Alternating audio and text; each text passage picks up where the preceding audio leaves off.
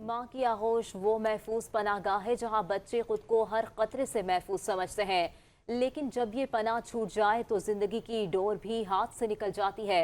देखते हैं दुआ गफ्फार की इस रिपोर्ट में।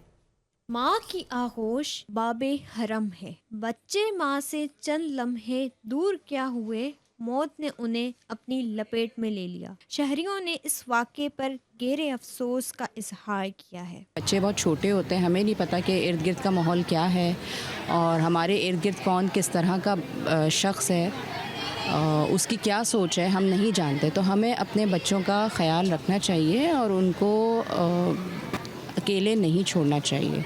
पेरेंट्स अपने गैराज में गाड़ियाँ खड़ी करते हैं, पार्क करते हैं, तो उनको चाहिए कि प्लीज़ थोड़ा केयर करें और उसको जो है वो फुली लॉक करें और फिर उसकी जो कीज़ हैं उनको कहीं ऐसी जगह पे रखें जहाँ बच्चों की रीच ना हो, ताकि इस तरह के वाक़यात दोबारा ना हो सके। कल जो वाक़या पेश हुआ बहुत अफसोस की बात है। छोटे बच्चे हैं, उनके ऊपर वाकई ही नज़र रखनी चाहिए क्योंकि इनका पता नहीं लगता कि कहाँ पर है। ये बीइंग अ पेरेंट अल्लाह ताला ने हमें अपनी अमानत दी हुई है, तो एक एक चीज़ की पल पल की खबर रखनी चाहिए, कहाँ हैं, किसके साथ हैं।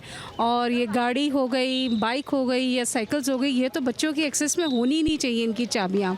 इस चीज़ का सबसे ज़्यादा अफसोस इस बात का है कि सबसे पहले तो मैं ये क्वेश्चन करना चाहूँगी कि जो मदर थी जिनके बच्चे थे वो 3-4 घंटे से गायब थे, तो वो मदर कहाँ थी?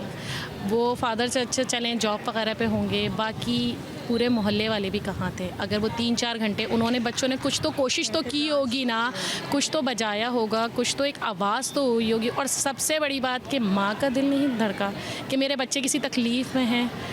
और इस कौन से ऐसे टाइम पे बच्चों को बाहर भेजा था कि कोई भी उधर मूवमेंट नहीं थी। सिर्फ एक पल की गफलत और नन्ही जानें हमेशा के लिए खामोश हो जाती हैं। छोटे बच्चे हमारी जिम्मेदारियां हैं और उनकी हिफाजत करना हमारा काम है। कैमरामैन आसिम खान के साथ दुआ गफ्फार, 5 न्यूज़।